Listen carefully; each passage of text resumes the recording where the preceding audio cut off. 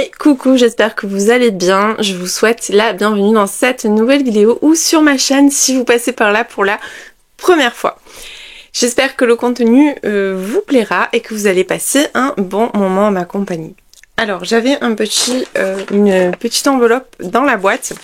Donc je vais l'ouvrir avec vous. Donc j'avais dit que je ferais plus d'unboxing ici, mais sauf là jusqu'à la fin de l'année parce que vraiment les réceptions seront... il y aura vraiment très peu de réceptions, donc je recommencerai les vidéos book-haul quand il y aura un peu plus de réceptions. J'ai reçu le rendez-vous des âmes égarées de Ludivine Labbé aux éditions Erol. Regardez-moi cette superbe couverture. Alors, pour ceux qui me suivent et qui ont regardé ma vidéo bilan d'octobre et mes envies pour le mois de novembre, je vous en ai parlé parce que j'attendais avec impatience, j'attendais vraiment avec impatience ce roman. Donc pour mémoire, Ludivine Labbé l'année dernière avait écrit Profite du chemin. Je ne sais pas si on va le trouver là, non. Ils ont pas mis. Des fois ils mettent. Bon, enfin, elle avait écrit le livre Profite du chemin où elle nous partageait une expérience sur la Guyane, dans un roman bien sûr. Hein, c'est pas tout, c'est pas une autobiographie.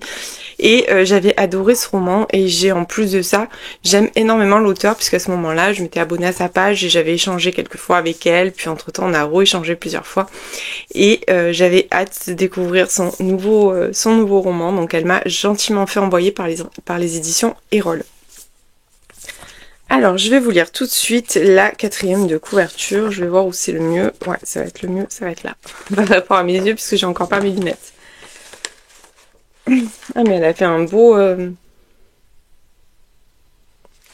roman de développement personnel et spirituel. Alors vous le savez, normalement je n'en lis pas de romans de développement personnel, mais voilà, j'avais adoré son premier et je suis sûre que ça va me plaire parce que je sais qu'elle va savoir m'embarquer, même si de base c'est pas forcément mon domaine de prédilection. Deux femmes, deux époques, une même quête de liberté, mais quel prix à payer. Alma est une jeune femme libre et indépendante. Elle revendique un quotidien sans attache, fait de voyages au bout du monde et d'aventures sans lendemain. Mais un jour, cette légèreté est interrompue par une fausse couche. Bouleversée par cette épreuve, Alma décide d'embarquer pour un nouveau périple à la recherche d'elle-même et de ses origines. On voit que j'ai un problème d'élocution aussi. Dans une vieille malle familiale, elle retrouve la trace de Margarita, l'une de ses aïeules. Fascinée par cet ancêtre qui a vécu à Séville puis à Barcelone, Alma comprend que leurs destins sont intimement liés. Accompagnée par Youssef, humoriste de stand-up, réfugié à Barcelone, la jeune femme tente de percer les secrets de Margarita et ainsi de lever le voile sur sa propre histoire. Un magnifique roman polyphonique qui nous parle de mémoire transgénérationnel, de quête des origines, de schémas répétitifs et de la difficulté à trouver sa place. Je pense que je vais adorer ce roman. J'avais pas lu, je suis menteuse, j'avais lu puisqu'elle a partagé beaucoup de choses, donc j'avais lu quelques petites choses.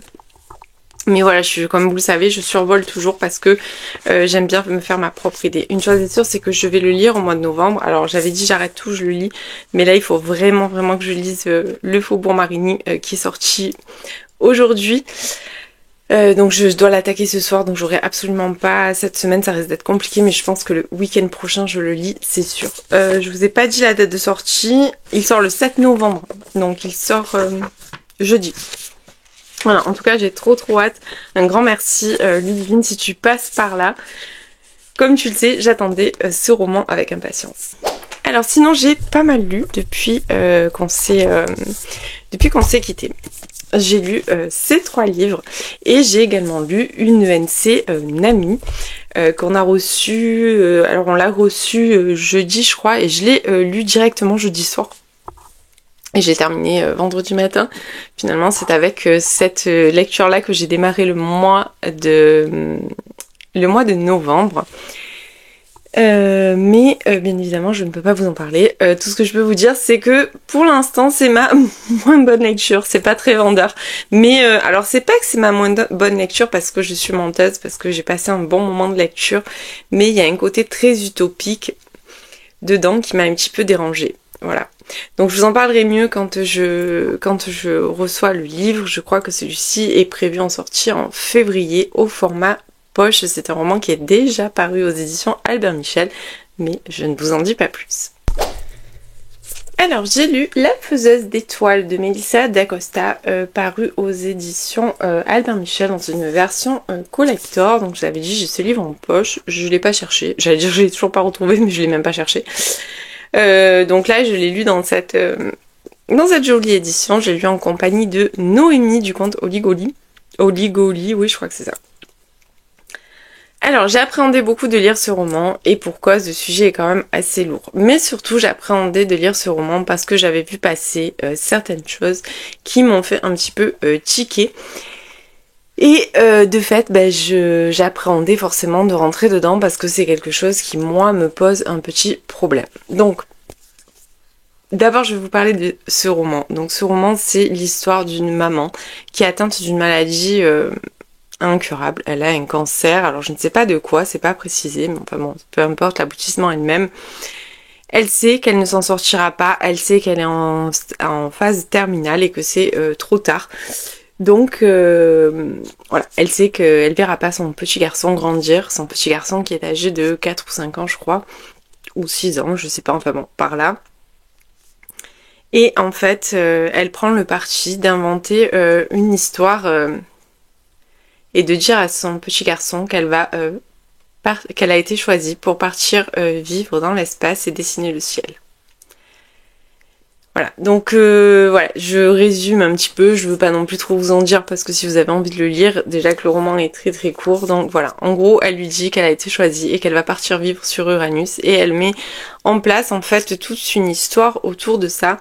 Elle va vraiment faire, elle a je dirais une imagination très fertile parce que clairement elle invente une histoire complètement folle, complètement dingue qu'elle raconte à son petit garçon en lui expliquant que elle va partir, elle sait pas exactement quand, mais ils vont l'appeler et à un moment donné elle va partir. Alors c'est très imagé bien sûr, c'est très métaphorique puisque la mort, le ciel, donc moi je trouve qu'il y a quand même une grosse métaphore dans tout ça.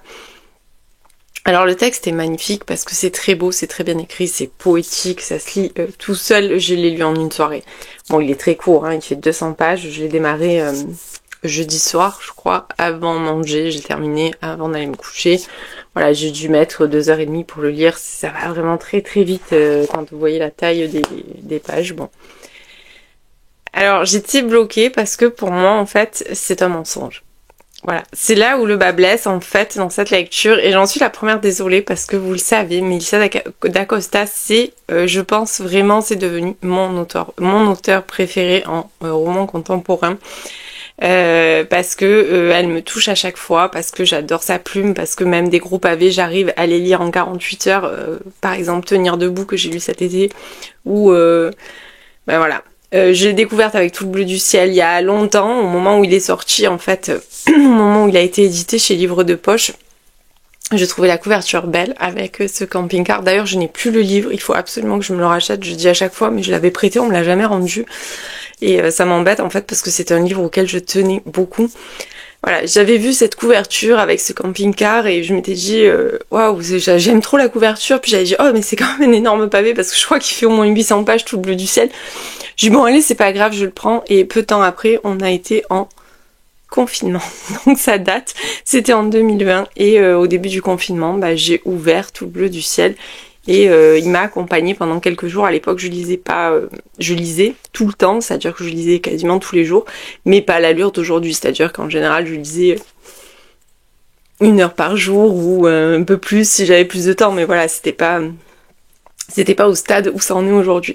Et donc il m'avait accompagnée pendant je crois une bonne semaine à l'époque, Tout le bleu du ciel, parce qu'il était quand même énorme. J'avais versé toutes les larmes de mon corps parce que de toute façon, à chaque fois que je lis un roman de Melissa d'Acosta, je pleure. C'est quand même très rare que je ne pleure pas. Je crois que le seul où j'ai pas pleuré, c'est La doublure. Mais voilà, c'est vraiment une auteure que j'adore. Alors j'en suis la première désolée, mais moi le mensonge ça passe pas. Donc c'est une bonne lecture parce que je peux pas dire c'est une mauvaise lecture. Je l'ai lu d'une traite. J'ai adoré le texte, je trouve que c'est très très bien écrit et il y a quand même quelque chose, alors malgré tout ce mensonge autour de la maladie, malgré tout ce mensonge qu'elle invente autour de son fils pour pas lui dire qu'elle est malade et qu'elle va mourir quelque part. Alors je comprends parce que je peux me mettre à la place de la maman qui doit annoncer à son enfant qu'elle le verra pas grandir en lui disant mais maman va mourir, ça doit être hyper dur, autant pour l'enfant que pour la maman. Je pense que voilà, c'est vraiment quelque chose de très compliqué. C'est un sujet vraiment très compliqué. Mais je pense que on a besoin de faire son deuil, on a besoin d'apprendre ce que c'est la mort et d'accepter ce que c'est la mort et que les conséquences peuvent être un petit peu plus douloureuses. Et d'ailleurs, on voit que c'est quand même le cas dans ce livre, même si la fin m'a réconciliée avec tout ça. Voilà, je vous en dirai pas plus parce que déjà que le roman est court, si je vous le raconte dans sa totalité, ça va pas le faire, mais voilà. Et je suis tellement triste, quelque part j'attendais pour le lire ce roman parce que je savais tout ça. Et je savais que ça me bloquerait forcément le mensonge, je n'aime pas. Je trouve que quoi qu'il arrive, on ne doit pas mentir, que ce soit un enfant ou un adulte, peu importe. Il vaut mieux une triste vérité qu'un gros mensonge. Enfin après, c'est mon point de vue, il y a des gens qui auront certainement pas le même, qui vont s'arrêter juste à la beauté du texte. Moi j'ai adoré le texte, je le trouve très très beau, mais ce côté mensonge me pose problème à moi en tant que moi, c'est-à-dire que j'ai un problème avec le mensonge. Voilà, mais sinon allez-y, lisez-le, ça reste du Melissa d'Acosta. C'est un beau texte, c'est très triste parce que j'ai quand même pleuré, je vous le dis, voilà, même si je pense que j'ai moins pleuré que si j'avais pas été autant réfractaire à ce mensonge. J'aurais peut-être plus pleuré. Mais voilà, j'ai quand même pleuré, surtout avec la fin en fait, parce que c'est cette fin qui justement m'a un petit peu réconciliée avec tout ça. Donc, alors ensuite avec Aurélie, on a eu envie de se faire une petite romance de Noël, et bien évidemment, il fallait que je sorte le roman de Clarisse Sabar, La douce magie de Noël, qui est le 5e tome des aventures à Valenod. On avait un petit coup de blues vendredi soir, elle rentrait de vacances, moi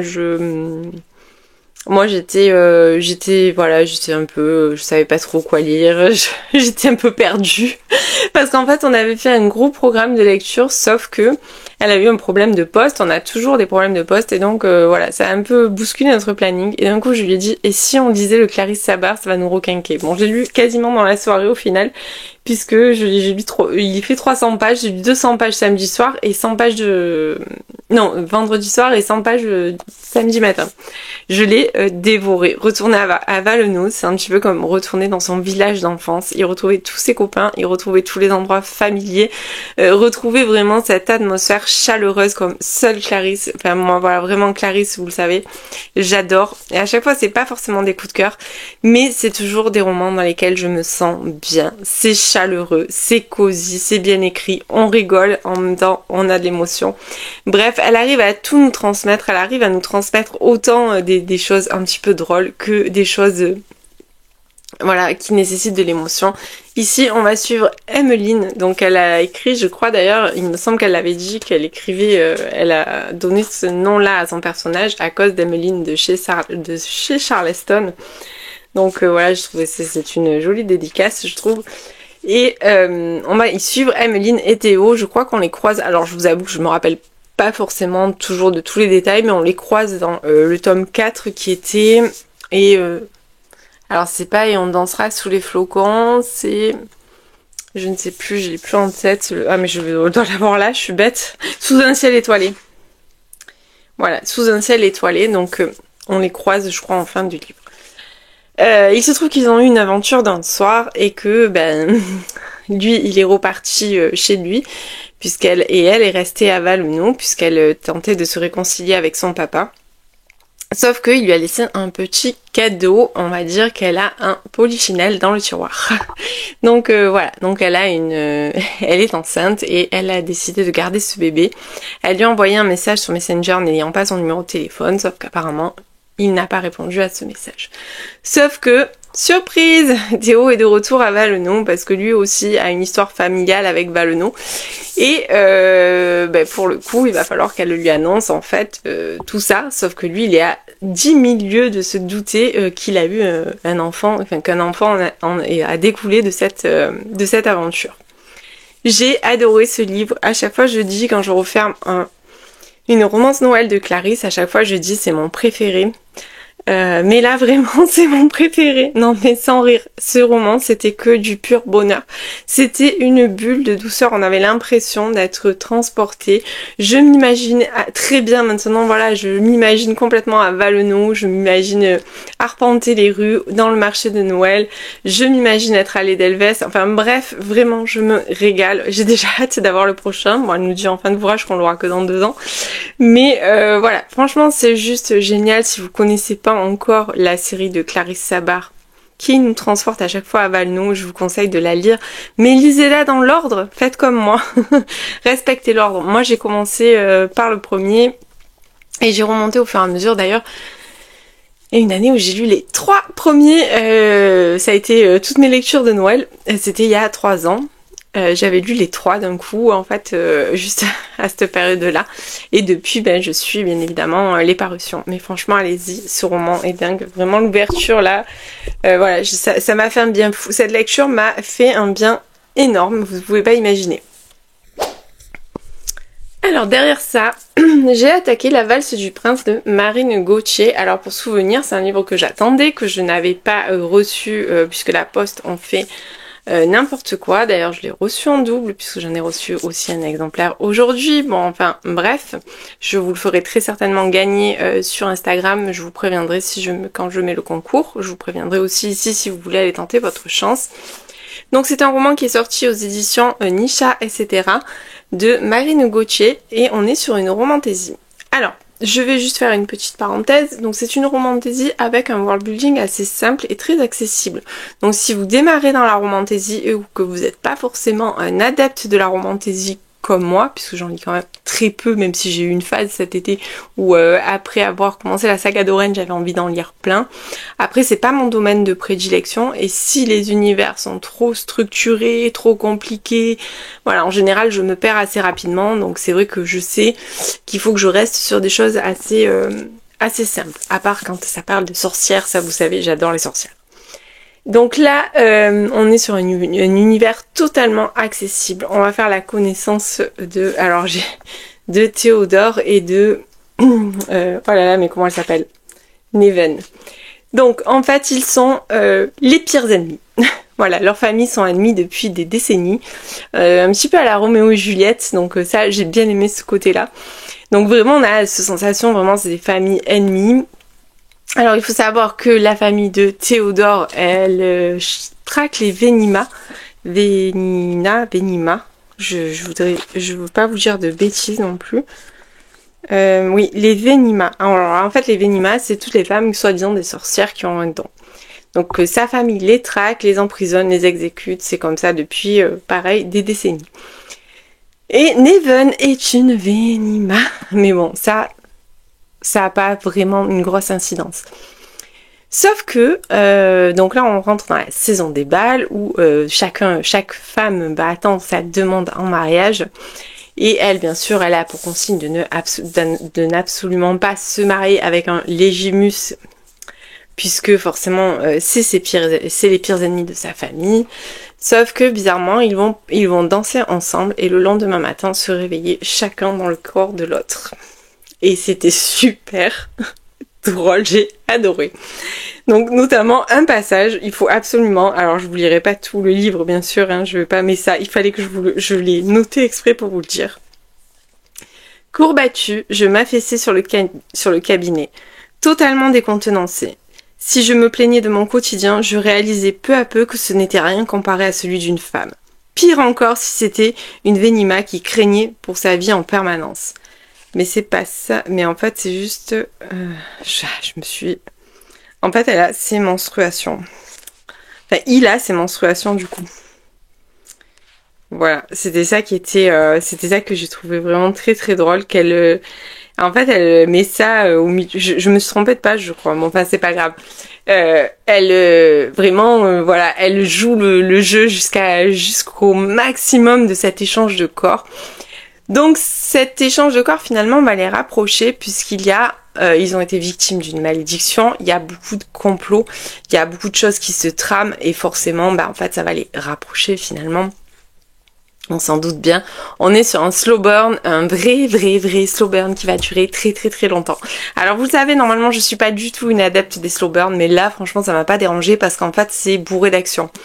Il se passe plein de choses, voilà, et puis c'est drôle, c'est frais, alors même s'il y a des choses un petit peu sombres, forcément avec les complots, avec toutes ces pauvres sorcières qui sont mises au cachot, puis lui qui va devoir reprendre le flambeau. C'était tellement drôle de les voir en fait dans la position l'un de l'autre. On se rend compte que finalement dans leur famille il se passe des choses pas très très cool, enfin Franchement, c'était génial. J'ai passé un excellent moment. Je me suis régalée. Je l'ai lu. Il fait 550 pages. Je l'ai commencé samedi soir. Je l'ai terminé hier soir. Donc pour vous dire, alors même si c'était le week-end, je ne fais pas que ça non plus puisque je fais quand même d'autres choses à la maison le dimanche que je ne lis pas du matin jusqu'au soir. Mais vraiment, je me suis régalée, c'était super. Voilà, c'était hyper addictif. Je l'ai commencé samedi soir, j'arrivais pas à aller me coucher. Et puis en me levant dimanche matin, j'avais qu'une hâte, c'est me dire bon allez, il faut que j'y retourne, il faut que je vois où ça va.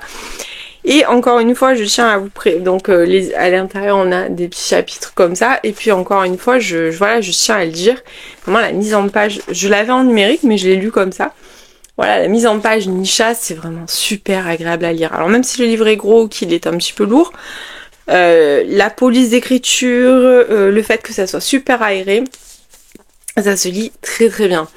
Donc là, on est vraiment sur une romantésie avec une romantésie au world building accessible avec un rival to lovers.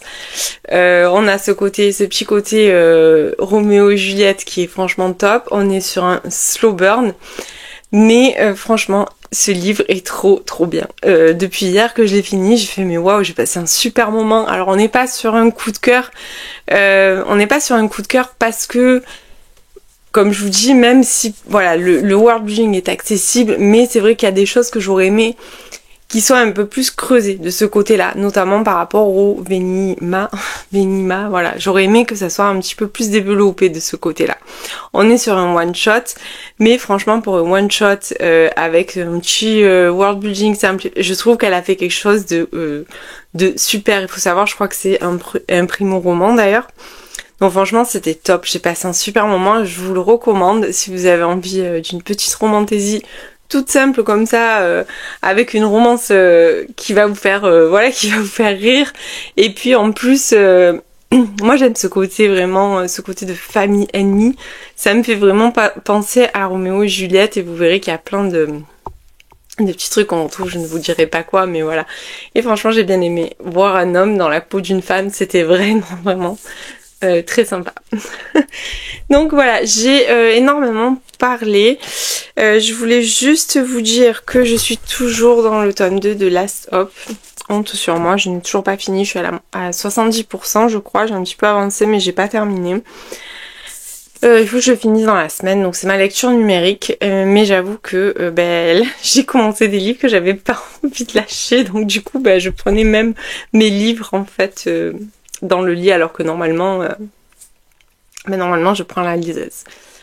Je m'excuse aussi pour la qualité des vidéos. Alors je ne sais pas ce qu'il y a, je sais pas si ça vient de la luminosité ou du transfert que je fais en ce moment quand je fais mon montage. Bref, je trouve que les couleurs elles sont pas géniales. Donc voilà, je m'excuse pour la piètre qualité de vidéos. J'espère quand même que vous passez un bon moment et que que les vidéos vous plaisent toujours autant.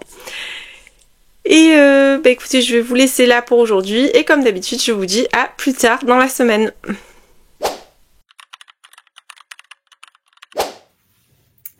Et coucou, j'espère que vous allez bien. Je vous reprends enfin. On est le jeudi 7 novembre, donc voilà, c'est une semaine un petit peu particulière. Je suis pas revenue avant pour la bonne et simple raison que j'ai quasiment pas lu. Je vous avoue que je suis assez fatiguée le soir en ce moment. J'ai un peu du mal avec, j'ai vraiment du mal cette année avec ce changement de saison, ces jours qui raccourcissent, cette humidité, cette grisaille permanente. Je vous avoue que c'est vraiment, vraiment très nocif pour mon moral. Encore une fois, ceux qui aiment l'automne, vraiment, je ne comprends pas le délire. Bon, enfin, bref, ce n'est pas le sujet. On va pas faire une théorie météo, mais voilà, j'avoue que cette année, vraiment, ça passe pas du tout. Sûrement dû au fait qu'on n'a pas eu un été magnifique et merveilleux, donc pour le coup j'ai l'impression en fait d'être passé du printemps à l'automne, l'hiver, les jours qui raccourcissent, la grisaille, enfin voilà, vous avez compris.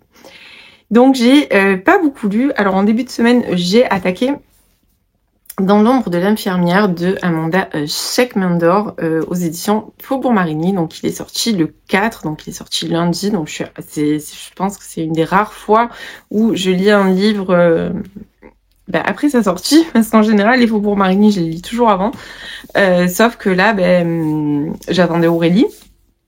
puisqu'on le lit ensemble. Et puis vraiment moi dans ma tête je m'étais dit bon, même s'il est assez épais, je m'étais dit allez, qu'au plus tard hier il serait fini. Or c'est pas du tout le cas, je suis tout juste à la page 300, donc comment vous dire qu'il me reste encore un beau morceau puisqu'il fait 200 presque, non il fait 550 pages je crois pratiquement.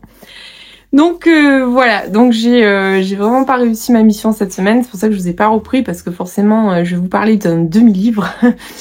Je pourrais pas vous donner mon avis final dans ce vlog, je vous le donnerai la semaine prochaine, mais je vais quand même déjà vous en parler. Donc alors pour situer, parce que l'année c'est quand même assez important, donc on est en 1883, on va suivre une jeune femme qui s'appelle Una Kelly. Donc c'est une jeune femme qui a grandi dans les bas-fonds, qui a on va dire un bagage familial assez compliqué. Sa maman est décédée quand elle était petite, son papa est tombé dans l'alcoolisme, elle est plutôt livrée à elle-même, elle se débrouille comme elle peut. Et en fait, Una est une pickpocket. Elle arpente les rues de New York à la recherche en fait de sa proie pour lui voler sa montre, lui dérober quelques pièces au fond des poches, au fond d'un sac, des boutons de manchette, enfin bref, tout y passe, qu'elle vend ensuite à sa receleuse qui va lui donner quelques pièces en échange, bien évidemment, bien loin du montant de ce que peut représenter son butin. Donc on a ce début avec cette jeune fille en fait qui voilà, qui fait ça toute la journée, elle arpente les rues, la gare, enfin tous les endroits où elle est susceptible de pouvoir rencontrer quelqu'un, enfin trouver une proie facile. Et elle partage un appartement avec 2 colocataires, un appartement qui a l'air absolument abominable. Donc voilà, on voit qu'elle vit vraiment dans la pauvreté, c'est vraiment assez compliqué. Jusqu'au jour où en fait elle va dérober une certaine chose et elle va essayer de le revendre à quelqu'un d'autre que sa comment on dit, que sa receleuse à qui elle revend tout, afin d'espérer avoir un peu plus et pouvoir vraiment prendre un nouveau départ. Sauf que il va se passer quelque chose et bref, Una va se retrouver en prison accusée de meurtre, non pas de vol mais de meurtre. Elle est d'ailleurs dénoncée par une de ses colocataires.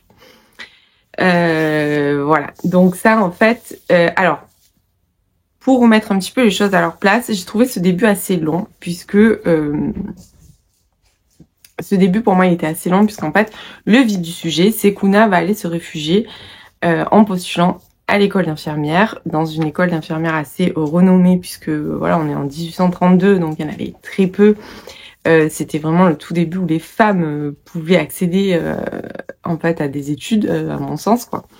Donc elle va aller postuler. Donc en fait pour moi l'histoire démarre vraiment là et c'est ça qui m'a un petit peu bloquée au début, je l'avoue. Même si j'aime bien la plume d'Amanda Sheckman d'or. J'avais, comme je vous le disais, beaucoup d'attentes puisque ces deux précédents romans sont des coups de cœur pour moi. Donc forcément, celui-ci, je l'ai pas abordé de la même façon puisque j'ai lu 2 romans de l'auteur, 2 coups de cœur. Je me suis dit bon là, ça va forcément être waouh. Et c'est vrai que ce début m'a pas forcément hyper happée. Mais maintenant, elle est à l'école d'infirmière et là, par contre, je trouve ça super intéressant. Déjà de voir comment ça se déroulait à l'époque. On voit que l'auteur a fait un gros travail de recherche, un gros travail d'écriture sur ça. Et bien évidemment, il arrive encore d'autres aventures parce que Una est totalement intrépide. Donc elle a beaucoup de mal avec la hiérarchie, elle a beaucoup de mal avec les gens en règle générale, elle a du mal à se plier aux ordres, elle a du mal à rester à sa place en fait. Donc c'est assez sympa la suite. Voilà, donc j'ai hâte de le poursuivre, mais je le reprendrai demain. Demain, je suis en week-end. Donc je serai à tête reposée et j'ai envie de savourer en fait parce que là vraiment j'arrive à un peu plus de la moitié du livre. J'aime beaucoup ce que je découvre maintenant, c'est-à-dire par rapport à ce début qui a été un peu long, mais en fait pour tout vous dire, j'ai lu ce livre au mauvais moment, j'aurais pas dû le commencer en semaine, surtout en ce moment où je suis complètement déconcentrée, parce que j'ai un taux de concentration, je pense, qui s'apparente à un enfant de 6 mois. Voilà, je lis 4 pages, puis je regarde mon téléphone. Enfin bon, voilà, quand je fais ça, c'est qu'à un moment donné, je manque de concentration, je suis fatiguée. Et que c'est un livre qui demande une certaine concentration, qui demande quand même de s'impliquer un petit peu dans la lecture. Donc comme j'ai pas envie de me gâcher la lecture, je me suis dit j'allais le mettre de côté et je le reprendrai calmement en fait demain, puisque je suis en week-end demain. Et voilà, quand je suis en week-end déjà, dans ma tête, ça se passe pas du tout de la même façon. Donc je veux absolument pas que vous ayez d'a priori sur ce roman parce que le texte est très très bien écrit. Pour ceux qui ont déjà découvert la plume de l'auteur, on la retrouve complètement. Donc j'aurais peut-être pas dû commencer ce livre là, à ce moment-là, j'aurais dû attendre le week-end, mais par souci de me dire il faut que tu le lises parce qu'il est sorti déjà, il faut que tu puisses en parler. Donc je l'ai fait, mais j'ai fait une bêtise, donc je vais, c'est pour ça que je le mets en pause. Enfin je le mets en pause, pas vraiment, puisqu'au final je me suis arrêtée hier soir à la page 300, il y a que ce soir que je le lirai pas. Et je reprendrai demain puisque je serai en week-end, donc beaucoup plus calme et beaucoup plus à même de me savourer en fait les pages qui restent. Voilà, parce qu'en plus j'ai déjà eu quelques retours en fait d'autres flamboyantes qui ont adoré le roman. Il y en a quelques-unes qui ont dit c'est le meilleur de l'année, donc il n'y a pas de raison en fait que je n'adhère pas, sachant que comme je vous dis c'est une auteure que j'aime énormément. Donc on arrête sur ce roman, je vous ferai un retour complet, parce que là je vois pas où l'auteur veut nous mener, hein, je suis franche avec vous. Donc je vous ferai un retour complet dans mon prochain vlog. Donc sinon, pour le coup, j'ai commencé un autre roman que je n'ai pas avec moi là, j'ai pris... j'ai oublié de le monter quand je suis montée. Donc il y a une romance qui est parue hier, donc vraiment tout neuf, qui est parue hier au roman chez... J'arrive même pas à parler, donc vous voyez un peu dans l'état que je suis.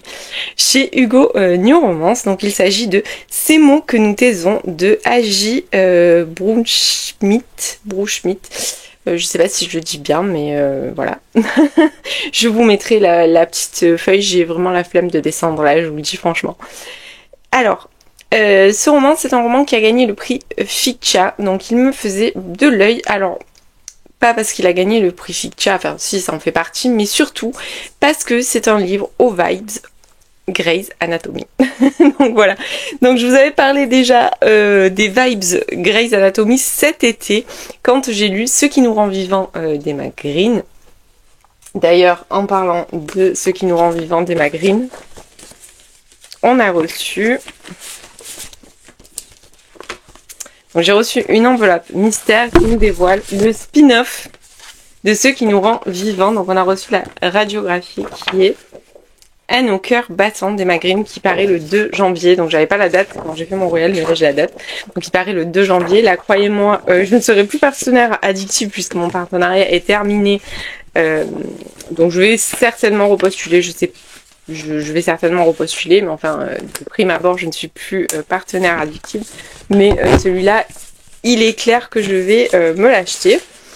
Donc, quand j'ai vu que Hugo éditait un roman aux vibes Grey's Anatomy, comment on peut dire que je voulais le lire absolument. Et il est sorti hier, donc j'ai couru en librairie pour me le procurer.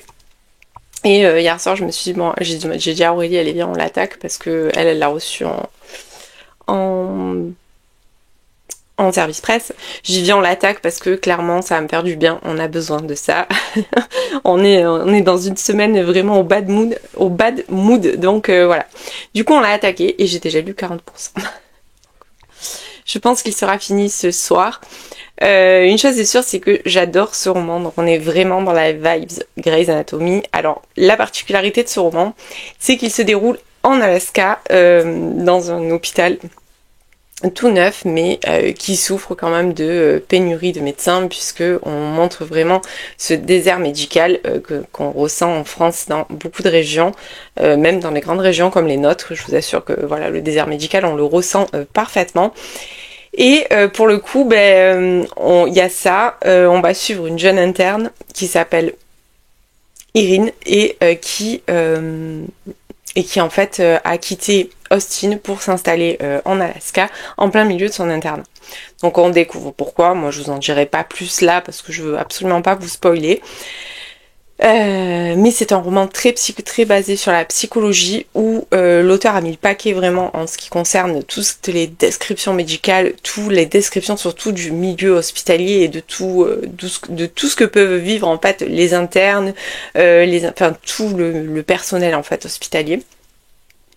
Et franchement, j'adore. Alors c'est très bizarre parce que ça je vous l'ai jamais dit, mais je suis phobique. Vraiment, je suis totalement phobique de tout ce qui est médical. C'est-à-dire, je ne supporte pas le sang. La vue du sang me terrorise à un point où je suis capable de tomber dans les pommes s'il y en a beaucoup trop. Enfin, bref, mais par contre je suis passionnée par tous les livres qui parlent de ces choses-là, ou par toutes les séries. Je pense que Grey's Anatomy, je pourrais même le jouer moi-même tellement les premières saisons. Je pense que les 6-7 premières saisons, j'ai dû les voir au moins 3 fois chacune. Voilà, ne me jugez pas, mais voilà, j'adorais, je mettais ça le soir pour m'endormir. Bon, quoi qu'en ce moment, je regarde Virginie River pour m'endormir, donc bon. Voilà, on sait que j'aime ce genre de série, bien, voilà. Et là, clairement, j'adore ma lecture, donc je suis à 40%, c'est hyper addictif, c'est hyper bien décrit, le personnage masculin autant que le personnage féminin sont pleins de fêlures, on adore ça, enfin moi j'adore ça. On est sur un ennemi to lovers, mais moi je dirais plutôt un rival to lovers, puisqu'ils sont en concurrence quelque part dans ce... Ils sont en concurrence, hein, même s'ils sont pas le même degré, ils sont pas au même niveau d'internat. Il y a une sacrée concurrence entre eux, puisqu'ils sont dans le même service, ils ont le même chef au-dessus de leur tête, qui quelque part ils ont envie de briller tous les deux.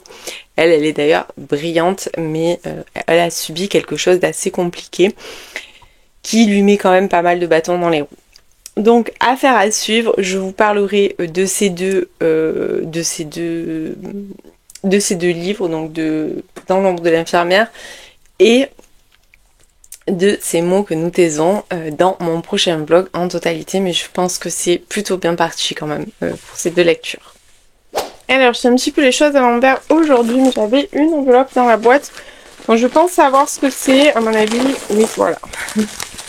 J'étais sûre que c'était ça, donc j'attends un livre de chez Addictive pour les parutions de novembre. Donc le voilà. Alors, je m'inquiétais d'ailleurs de ne pas l'avoir reçu. Oh, la couverture, j'adore. Bon, il y a toujours le gentil petit mot de Bérénice que je colle à chaque fois dans le livre. Ça me fera un petit souvenir en fait de mon aventure addictive. Je vous avoue que j'ai pas trop envie qu'elle s'arrête cette aventure. Voilà, franchement j'ai pas envie que ça s'arrête parce que j'ai fait quand même j'ai fait de belles découvertes tout au long de l'année, notamment certaines auteurs avec qui d'ailleurs j'ai pu échanger et tout, c'était vraiment bien. Et voilà, j'ai pas envie que ça s'arrête, alors je pense que je m'étais dit non, en plus, oh là là, je vois que c'est une série ça. Donc je savais pas si j'allais repostuler ou pas, parce que bon, voilà, des fois on se dit on a fait 1 an, et puis mais là franchement plus les chances approchent, et plus j'ai envie quand même de retenter ma chance, même si ça ne me garantit pas de poursuivre, voilà, enfin bon bref, ça pour vous dire ça. Donc là en fait tout ça, vous voyez pas vous, mais c'est en relief, j'aime trop, ça reste au bas. Donc il s'agit de Stolen Secret, d'Elodie Solar, et je vois en ouvrant, donc il n'y a pas le communiqué, ah mince, il n'y a pas le communiqué dedans. Je voulais voir quand c'est qu'il sortait, parce que j'ai oublié la date. Bon, je sais qu'il sort en novembre, mais j'ai plus la date exacte, si je la retrouve je vous la mettrai. Et surtout je vois que il y aura des tomes compagnons, donc un en février et un en mai. Bon, voilà, je vais essayer de vous lire la 4e de couverture. Rien ne résiste à Noah Wolf. Sa profession, cambrioleur de haut vol. Les coffres-forts les plus sophistiqués, les musées les mieux gardés et le cœur des femmes les plus inaccessibles sont son terrain de jeu. Son rôle, protéger sa famille. Suite à l'arrestation de son père, Noah s'oblige à anticiper chaque problème. Plus aucun drame ne doit venir perturber la machine bien huilée des frères Wolf.